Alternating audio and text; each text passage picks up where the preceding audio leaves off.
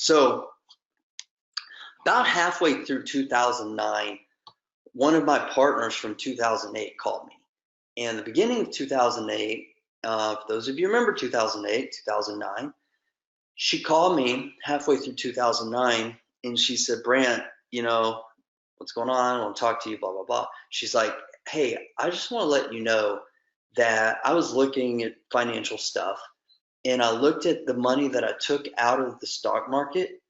Well, I took it out in the beginning of 2008 and I was looking at what it would be worth right now. And she's retired now, right? So she was like in the late 50s area of life. She's like, I want to let you know that I think, or something like, I would be devastated, or I don't know where I would be if I hadn't invested with you. And she's like, I want to thank you so much for calling me and trusting me and all these things. And it was a conversation where she was like complete like gratitude and appreciation. It was just like very humbling to me. And I got off that phone call and like this huge light bulb went off like over my head, almost literally. And I was like, man, like it gave me like this huge boost of confidence. Like I really understood what it was that I was really doing. And this is the opportunity for you guys as well to understand and really grab hold of this if you know where I'm going. Look, here's the thing. The bottom line was that I wasn't calling potential investors to borrow money. The fact of the matter was that I was giving them, and still to this day, I'm giving them an incredible opportunity to invest, an opportunity almost like no other. Compare like, and the easiest thing to do is like compare it to Wall Street, right? We're not comparing apples to apples. These are two different things. We're giving our investors above market rates of return, like much, much greater and predictable rates of return than the stock market. Our investments, their investments with us are secured by real estate, right? Like this is a home, this is a house, like just like the banks, like if they loan to people to buy real estate, our investors are loaning to us like a bank. So if everything goes wrong, if they structure their deals right, and I educate my lenders very, very well to make sure that they do it the right way. I've got a book coming out specifically educating lenders about how to do it properly, but when they do it right, not only are they earning above market rates of return, their investments are secured by real estate, but then it goes deeper. There's this whole intrinsic side of real estate investing where they're investing locally in their own backyard, right, with homes in their area. They're employing local contractors. Their investment is going to buy materials from local granite yards or flooring stores or lumber yards and landscaping companies and soil and dirt and bark and all kinds of stuff. And the homes have equity. Like if anything were to happen to me or someone they invest in, our investors can make more money, right? And so it's like this feel good, like incredible investment opportunity. And quite frankly, a lot of people just in our public don't even know it exists. They don't even know it exists. But thankfully, there's billions of dollars from investors who do know it exists. Thank goodness. So that's a conversation that changed my business forever.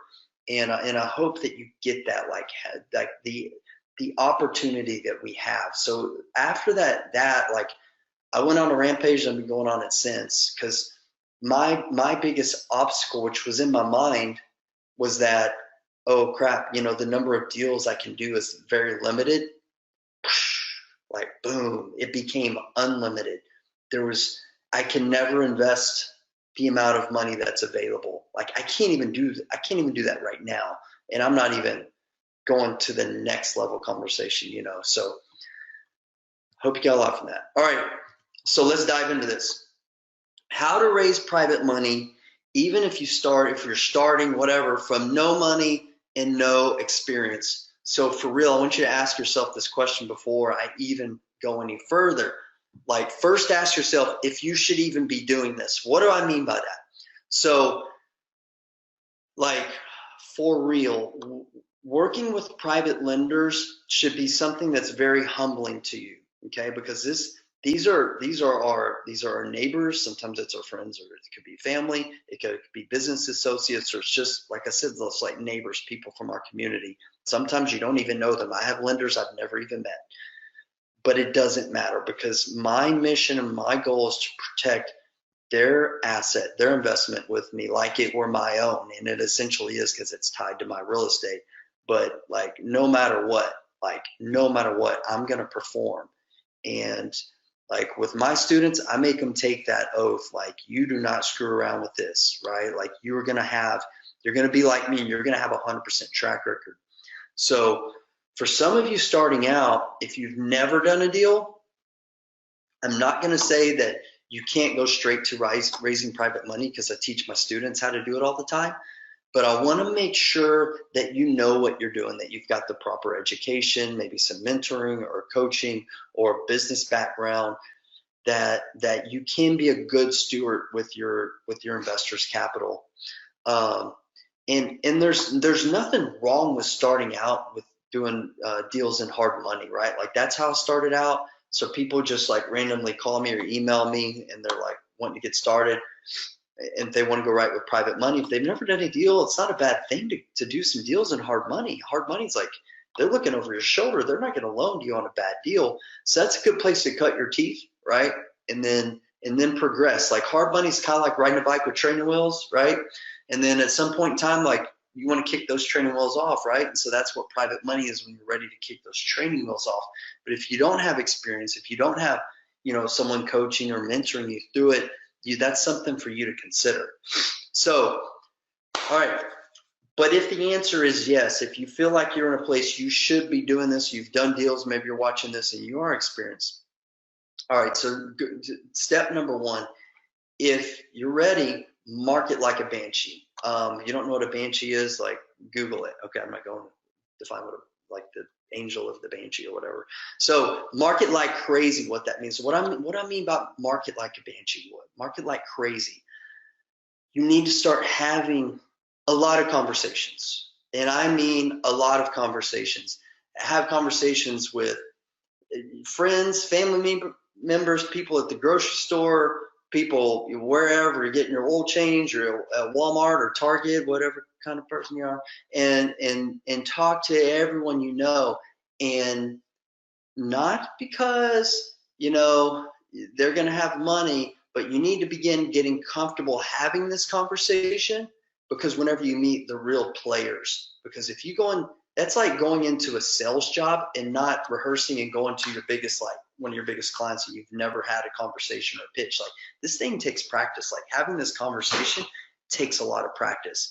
And with this business, because raising money, you treat it like a business, right? So this business, every business, like if you don't have marketing, you're essentially dead. Even if your marketing is like word of mouth from other people or other clients that you've had, like your marketing for this business is your word of mouth, is your networking. So whenever you begin having these conversations with people, and is also practice, you need to have a business plan. Does this mean like you need a 25-page like in-depth business plan? No, you don't. Like a one-page business plan is fine. This isn't even for your lenders, right? Your lenders aren't, like I've never had a lender ask me for my business plan. But when I started out, I created a business plan.